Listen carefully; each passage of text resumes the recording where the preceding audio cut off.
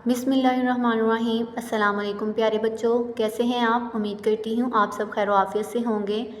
आज हम मशरक़ उलूम का सबक जिग्राफिया, ग्लोब और नक्शे की महारतें के बारे में पढ़ने लगे हैं। प्यारे बच्चों, इस सबक को पढ़ने के बाद आप इस काबिल हो जाएंगे कि नक्शा और ग्लोब की तारीफ़ कर सकें और नक्शे के अनासर के बारे में जान सकें, खुश्की के बड़े हिस्सों, बरआज़मों, बहरों और बहेरों के बारे में जान सकें, नक्शे की मदद से बोर्ड्स के तसव्वुर की वजाहत कर सकें, बुनियादी सिमती निशानात और कुतुब नुमाई सिमतों के बारे में जान सकेंगे। तो प्यारे बच्चों, इस सबक की किताब पढ़ाई से हम शुरू करते हैं। सबसे पहले है ज़मीन, कि ज़मीन क्यों इस्तेमाल होती है या ज़मीन को हम किस शक्ल में देख सकते हैं। ग्लोब और नक्शे ज़मीन के इस मुख्तलिफ़ हिस्सों को ज़ाहिर करने के लिए और मुख्तलिफ़ मालूमात हासिल करने के लिए इस्तेमाल की जाती हैं, जैसा कि प्यारे बच्चों आबादी, नबातात और आबो हवा वगैरह। प्यारे बच्चों, ये कुछ सवालात हैं, सब सोचें और जवाब दें। क्या आपने पाकिस्तान का नक्शा देखा है? पाकिस्तान के जनूब में वाक़या समुंदर का नाम लिखें। प्यारे बच्चों, आपने नक्शा देखना है पाकिस्तान का और देखना है कि पाकिस्तान के जनूब में कौन सा समुंदर वाक़या है, तो उसका नाम आप लोगों ने यहाँ पे राइट करना है। दूसरा सवाल है, हमारी ज़मीन कैसी नज़र आती है, तस्वीर बनाएं। तो यहाँ पे देखिए, ज़मीन की शक्ल जो है ये ऐसी होती है, तो आप इसकी तस्वीर यहाँ पे ड्रा करेंगे। प्यारे बच्चों, सबसे पहला पॉइंट हमारे पास है ग्लोब। ग्लोब कहते हैं ज़मीन के नमूना को, ये गेंद की तरह गोल होता है और जो होता है ग्लोब, इसकी मदद से हम ज़मीन पर खुश्की और पानी की तकसीम के हिस्से वाज़ह तौर पर देख सकते हैं। ग्लोब पर प्यारे बच्चों तोल बल्द और अर्ज़ बल्द का जाल बना होता है, जो लाइनिंग बनी होती है उसके सर्कल में भी और उसके वर्टिकल साइड पे भी, तो वो उसको तोल बल्द और अर्ज़ बल्द कहते हैं। ग्लोब पर पूरी दुनिया को हम एक नज़र में देख सकते हैं। प्यारे बच्चों, अगला पॉइंट है हमारा नक्शा। नक्शा पूरी ज़मीन या ज़मीन की किसी सतह के रवाजी अलामात को इस्तेमाल करते हुए किसी भी हमवार या चपटी सतह पर ज़ाहिर करना जो होता है वो नक्शा कहलाता है। ये किसी भी कागज़ या हमवार सतह पर भी बनाया जाता है। फॉर एग्ज़ाम्पल, नक्शा जो होता है वो मुख्तलिफ़ किस्म का होता है, जैसे कि मोहल्ले का नक्शा, शहर का नक्शा, किसी सूबे का, मुल्क का, किसी भी चीज़ का नक्शा। नक्शे की मदद से हमें पता चलता है कि कौन सा मुकाम जो है वो कहाँ वाक़ है। अगला हमारा पॉइंट है प्यारे बच्चों बरआज़म। बर का मतलब खुश्क ज़मीन है, खुश्की के बड़े हिस्से को बरआज़म कहते हैं। सबसे बड़ा बरआज़म जो है वो एशिया है। ज़मीन पर 7 बरआज़म हैं, जिनके नाम ये हैं: एशिया, अफ्रीका, शुमाली अमरीका, जनूबी अमरीका, अंटार्कटिका, यूरोप और ऑस्ट्रेलिया। प्यारे बच्चों, जो दुनिया का सबसे बड़ा बरआज़म है वो बरआज़म ऑस्ट्रेलिया है और सबसे छोटा बहर जो है बहर मुनज्जम शुमाली है। प्यारे बच्चों, ज़मीन का करीबन 71% हिस्सा पानी और करीबन 29% हिस्सा जो है वो खुश्की पर मुश्तमिल है। प्यारे बच्चों, ये ज़मीन का नक्शा है जिसमें बरआज़म और बहरों के बारे में बताया गया है। जो नीला कलर है वो पानी को ज़ाहिर कर रहा है और जो पीला रंग है वो खुश्की को ज़ाहिर कर रहा है। जहाँ जहाँ पे येलो कलर के पार्ट हैं वो हमारे बरआज़म हैं और जो हमारे ब्लू कलर के हैं, नीले हैं, वो हमारे पानी के हिस्से हैं। प्यारे बच्चों, पिछले पेज पर हमने बहर के बारे में पढ़ा। नक्शे में देखे हमने जो नीले कलर का पार्ट था वो बहर थे। तो बहर किसे कहते हैं? पानी का बड़ा हिस्सा बहर कहलाता है। दुनिया में 5 बड़े बहर हैं और उन बहरों के नाम ये हैं: बहर ओकियानूस, बहर हिंद, बहर मुनज्जम जनूबी, बहर मुनज्जम शुमाली। प्यारे बच्चों, दुनिया का सबसे बड़ा जो बहर है वो बहरुल काहल है।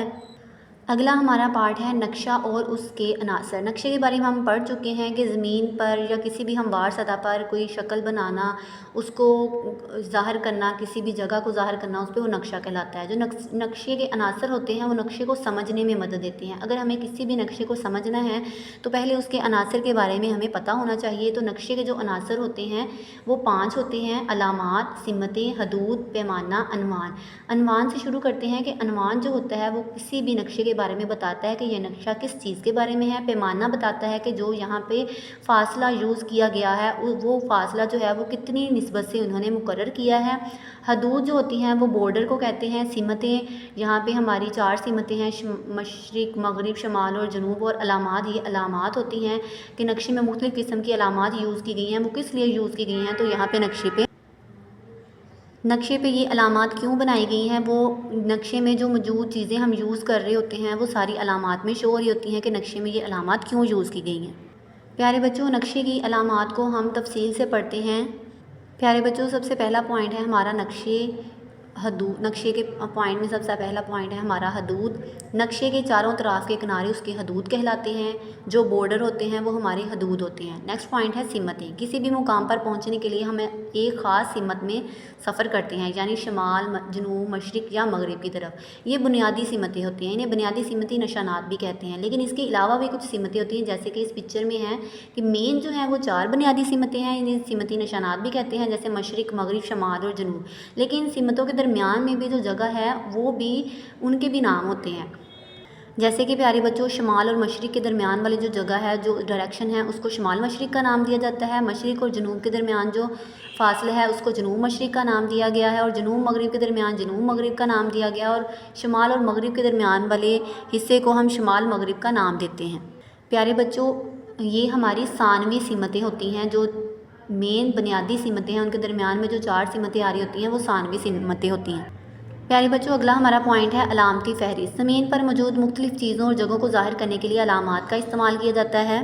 نقشے پر جو مختلف مقامات دکھائے جاتے ہیں اس کو مختلف رنگوں کے ساتھ ظاہر کیا جاتا ہے. جیسے کہ درخت یا جنگل دکھانے کے لیے ہم سبز رنگ کا استعمال کرتے ہیں. پہاڑ دکھانے کے لیے بھورے رنگ کا استعمال کرتے ہیں. نیلا رنگ پانی کو ظاہر کرتا ہے.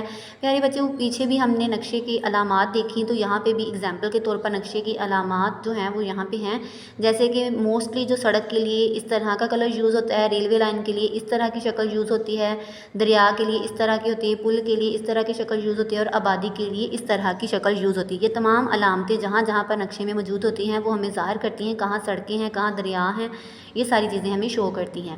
پیارے بچوں، اگلا پوائنٹ ہے عنوان. ہر نقشے کا ایک عنوان ہوتا ہے جس سے ہمیں پتہ چلتا ہے کہ نقشہ کس جگہ کا ہے اور کس مقصد کے لیے بنایا گیا ہے. عنوان کے بغیر نقشے کے بارے میں معلومات حاصل کرنا بہت زیادہ مشکل ہوتا ہے. اگر ہمارے پاس کوئی بھی نقشہ موجود ہو لیکن اس کا عنوان نہ ہو تو ہمیں بہت مشکل ہوگی اس کو سمجھنے میں کہ یہ نقشہ کس جگہ کا ہے. تو عنوان کا ہونا بہت ضروری ہے، جیسے کہ پاکستان کے طبعی خد و خال کا نقشہ، پاکستان کی صنعتوں کا نقشہ وغیرہ. پیارے بچوں، نقشے کے عناصر کا آخری ہمارا پوائنٹ ہے پیمانہ. زمینی فاصلوں کو نقشہ پر چھوٹے فاصلوں سے نسبت دی جاتی ہے، اسے پیمانہ کہتے ہیں. مثال کے طور پر 2 زمینی مقامات کا درمیانی فاصلہ 8 کلومیٹر ہے. ان مقامات کو اگر نقشے پر ظاہر کرنا ہے تو کاغذ پر 6 کلومیٹر جتنا لمبا خط ہم نہیں کھینچ سکتے. تو اس فاصلے کو ظاہر کرنے کے لیے خاص نسبت مقرر کر دیتے ہیں. جیسے کہ اگر ہم نے کاغذ پر 1 کلومیٹر کو شو کرنا ہے تو 1 کلومیٹر کا فاصلہ جو ہے وہ 1 سینٹی میٹر سے ہم ظاہر کر سکتے ہیں. پیارے بچوں، مجھے امید ہے کہ آپ کو کتاب پڑھائی کی سمجھ آ گئی ہوگی. اس میں ہم نے گلوب کے بارے میں پڑھا اور خشکی کے حصوں کے بارے میں پڑھا جنہیں بر اعظم کہتے ہیں، اور پانی کے بڑے حصوں کے بارے میں پڑھا جسے بحر کہتے ہیں، اور زمین کے نقشوں کے بارے میں اور نقشے کے عناصر کے بارے میں ہم نے پڑھا. مجھے امید ہے کہ آپ کو اس چیپٹر میں بہت سی معلومات حاصل ہوئی ہوں گی. پیارے بچوں، آپ نے اس کی جو مین چیزیں ہیں وہ ہائی لائٹ کر لینی ہیں اور اس کو اپنے پیرنٹس کے ساتھ ڈسکس کرنا ہے. اگلی بریفنگ جو ہے وہ ہم اگلی ویڈیو میں اس کو ڈسکس کریں گے. اللہ حافظ.